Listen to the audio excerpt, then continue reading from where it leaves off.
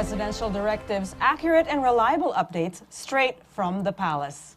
This is Daphne Oseña-Paez, your Malacañang insider. A country where Filipinos can thrive in a secure and comfortable business environment and participating in a globally competitive economy. Yan ang layunin ng Department of Trade and Industry sa bansa. Paano nga ba ito maisa sa katuparan? We have with us today the newly appointed Department of Trade and Industry Acting Secretary, Maria Cristina Aldeguer-Roque. Good morning, Secretary Chris. Good morning, Daphne. Thank you for having me. And good morning to all the televiewers out there. I'm happy to be here. Thank you. Yes, welcome to Malacañang Insider. Yes, thank you. How has it been like for you? It's been a few days as the Acting Secretary of the DTI. Okay, I started my work actually Monday, and today is Wednesday. Yes. And it's been really hectic, but I'm really enjoying it because I'm really out there to do what the President has told me to do, and I'm really gonna do it aggressively and as quick as possible so that we can really give our countrymen the best service that the Department of Trade and Industry can give them. That's wonderful. Thank you. This is not new to you. You've been an an assistant secretary and an undersecretary for the DTI since the Marcos administration. Yes, I started as an ASEC, and I really liked it because I started from the bottom. So I really knew what exactly was happening there, and I started with the Regional Operations Group, which is the different regions of the country, and it was quite exciting. And then when I moved to the undersecretary, they gave me the Department of MSME Development, which is quite close to my heart because that's where I started my career in entrepreneurship. And I felt that I could really share my experience and the things that I know.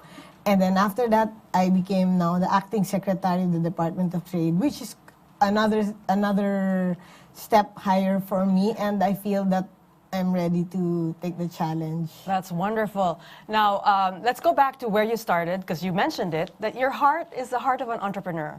Yes, you started 30 years of experience as an entrepreneur, and you started small. Yes, I started with 6,000 pesos, and that was all I had. But during the time, I never looked at it as a hindrance, or I never looked at starting small as something that was difficult. I felt that it was a challenge, that maybe I could do something out of this money. So this kind of mindset is also what I want to share with the MSMEs, because we have to remember a lot of the tycoons started as an MSME. Jollibee, SM, even Robinsons, and so many other out there all started as an MSME. And why did they thrive? Because they know what it is down there to get all the way up to where they are today. That is so inspiring. And is that the goal?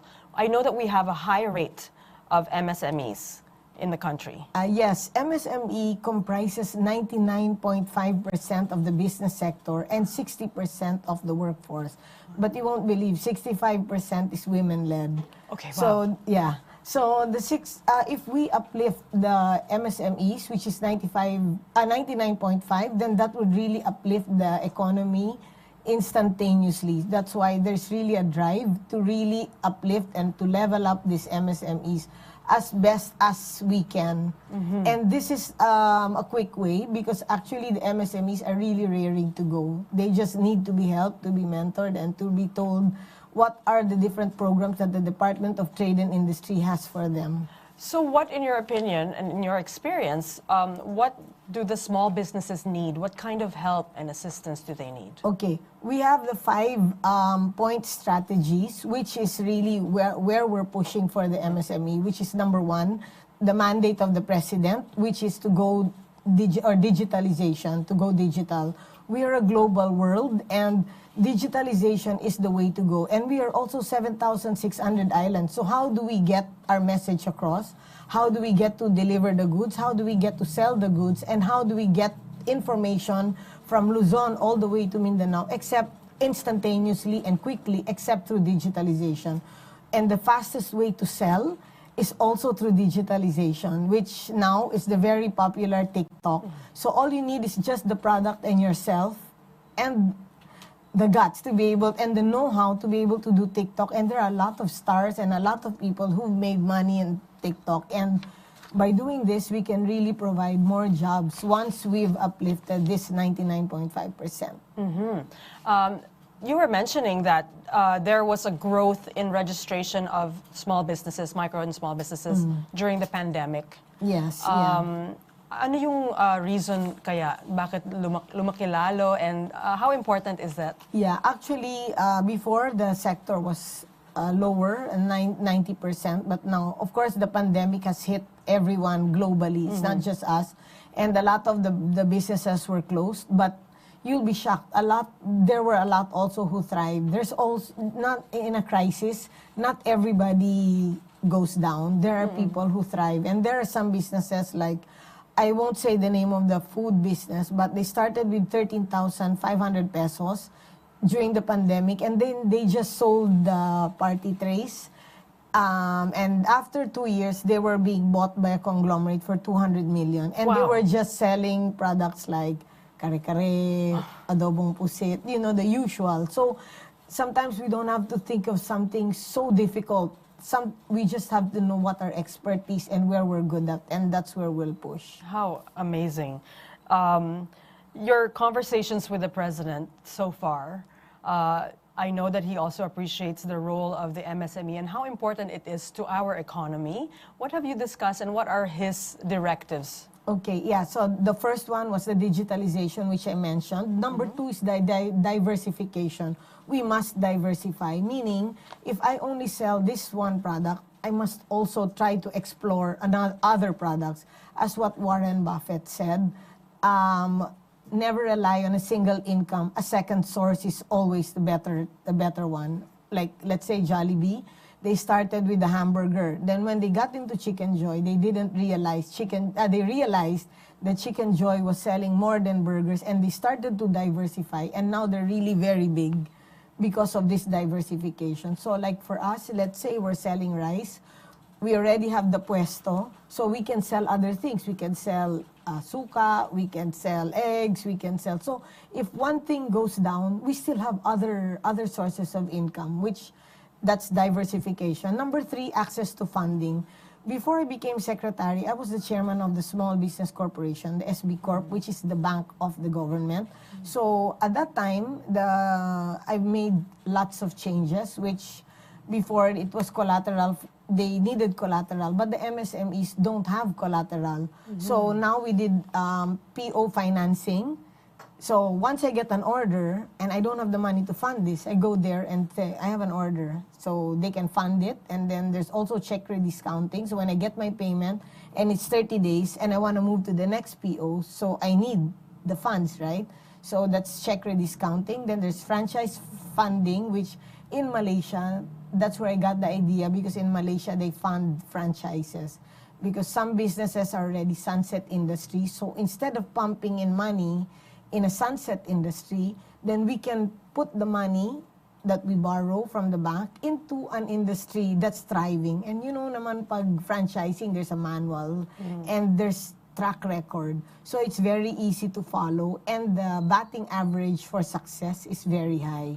Actually, I spoke to Secretary Hans because there's 37 billion pesos that remittances from the OFW, and he asked, they open a business, but what kind of business? So I said they must coordinate with the Philippine Franchising Association, which is also, we can coordinate with them, and we can give them the list of the top franchise brands or companies so that they can choose where their money is, dun na for franchise nila. Kaya yun yung franchising. And then number 5 is the mentoring.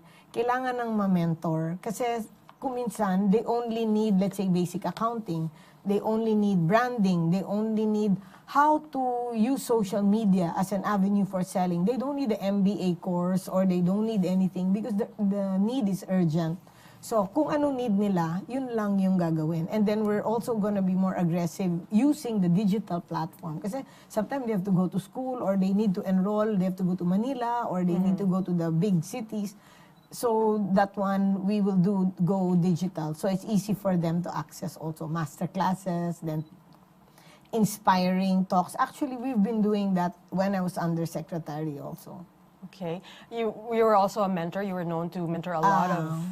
I don't mentor, okay. but I choose who the mentors are. Like, Okay. we had TikTok. So when TikTok came to us, I said na we have to do how to use TikTok as a platform for selling. And then when they came home, they already had the different paraphernalia needed to be able to sell. One of the priorities of the president is, of course, to ensure that there is ease of doing business in the country. What could you do as a DTI secretary to help achieve this goal? Okay, so for that, I'll make it accessible for the consumers. So now I created a hotline, which is report to sec@dti.gov.ph. Okay, that's an email. Yeah, so anytime. Yeah, anytime they can email to me directly, and every day I'm going to check on them one by one. I mean, I have a group now. I set up a team. Usually matutok ako eh. So that's what we'll do on a daily basis, and then we'll forward it to the different departments. That's great. And the government, of course, functions as in clusters and not just as individual departments, but you will be coordinating a lot with your, like you mentioned, you were already discussing with Secretary Hans, and of course you'll also be coordinating with Secretary Go. Yeah, Secretary Go for the international trade. I'll be working closely with his office for this. That's amazing. So, okay, well, we still have a lot to discuss, and we want to get to know you more, Secretary Chris. And in a little while, we'll be continuing this conversation. So, prioridad ni Pangulong Ferdinand Marcos Jr. ang makalikha ng magandang business environment para sa mga micro, medium, small enterprises or MSMEs. Ano ang dapat asahan ng MSMEs sa ilalim ng pamumuno ni Acting Secretary Cristina Roque? At ano ba ang 2023 to 2028 MSMEs Development Plan? We will be right back.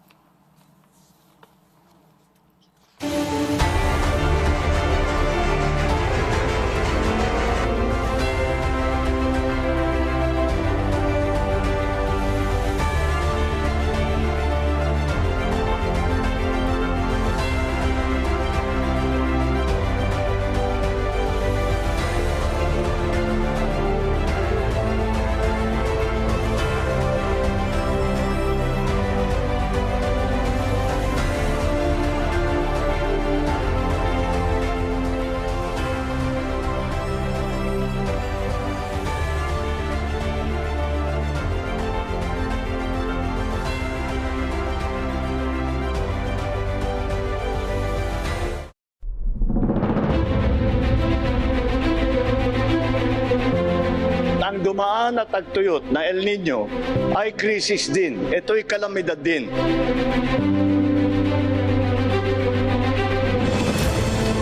Project Lawa natin, ang ibig sabihin niyan ay local adaptation to water access at binhi, which is breaking insufficiency through nutritious harvest for the impoverished. Yung water and food security ay nandito po sa ating risk resiliency program through cash for training and work. Ito rin ay tulong sa ating mga magsasaka, mga katutubo, mga kababaihan. Gusto nating tugunan yung epekto ng El Nino. Tulad po sa mga magsasaka na umaasa lang po sa tubig ulan, ay meron na po tayong Project Lawa ngayon. Thank you sa DSWD kasi nagtagumpay kami ng dahil sa Project Lawa. Ipagpatuloy sana ng DSWD na tumulong sa tulad naming mga farmers, gardeners para tuloy-tuloy ang progress. Bilang Pangulo, tinitiyak ko na ang pamahalaan ay hindi titigil sa pagkilos upang pagaanin ang bigat ng epekto ng El Nino sa inyong pamumuhay.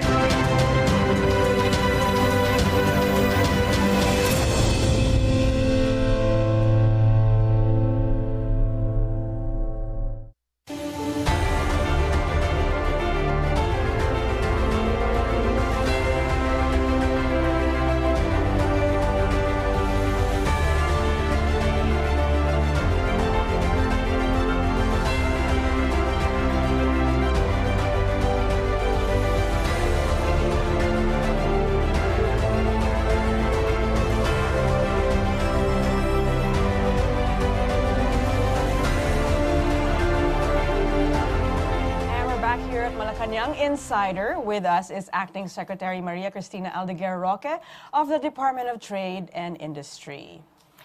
Okay, Secretary Roque, let's go back to the figure, 99.5% MSMEs in the country.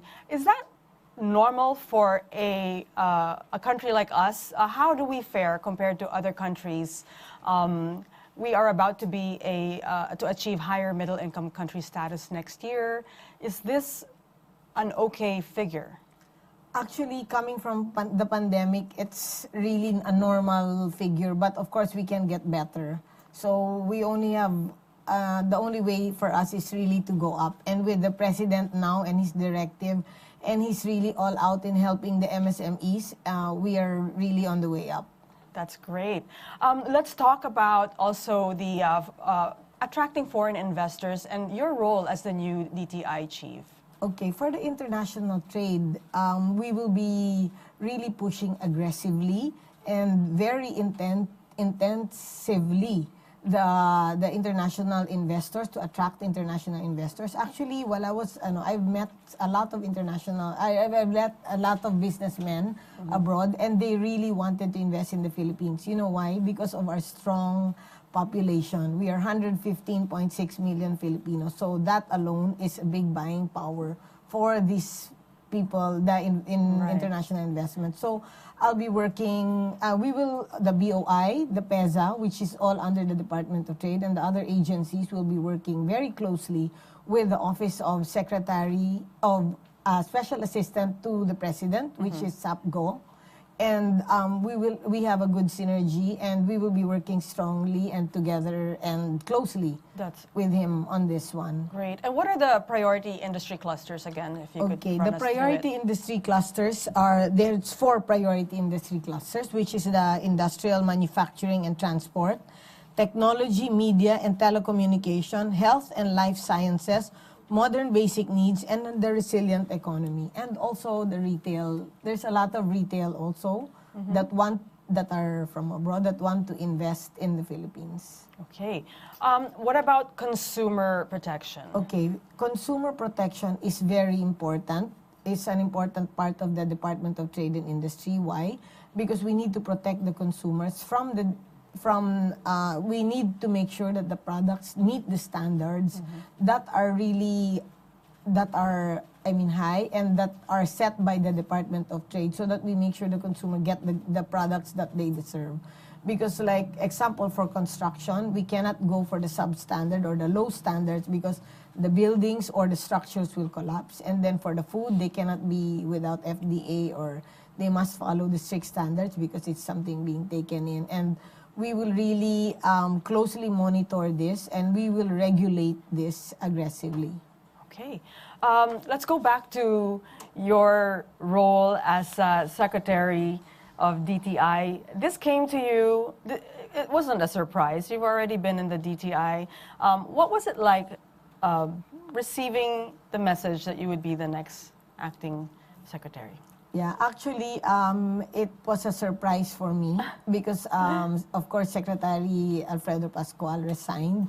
And when they gave it to me, I took it on as a challenge. And I felt that I could really contribute something because I have a strength, which is the MSME, which is a large sector, which is a large business sector. So I felt that if we were very strong in international trade, we were very strong in tourism, and we were very strong in the MSME, then that would really uplift the country. We need a strong MSME also because that's an instantaneous growth. If they grow by 10%, that's really a huge growth for us. And if you get them to graduate also. Yes, and if the buying power, and then if they uplift, then that will make them expand, right? So dadami rin ng jobs na mabibigay sa kanila. So it's really, we must really put focus also on this. Aside from, of course, the international trade, the investors coming in, and also the consumer protection, we must. So we were seeing that your role here is not just also to encourage economic development, but you'll also have a big role in social development. You mentioned the role of women in MSMEs. 60%? Yes, 65%. 65%. Yeah. So for the women, they're usually very passionate about getting into business. Why? Because they know the needs of the family. Like they need, example, the kids need this, they need to go to school, there's so many things that they need to pay, so many things that they need to do. So they're really more thinking of the family, and they're really more thinking that they must do something to help also the male. So together, as I said, a double income is always better than a single source. So that's why that the females now, before they just used to be housewives or what, but they realize the strength of a double or a second income.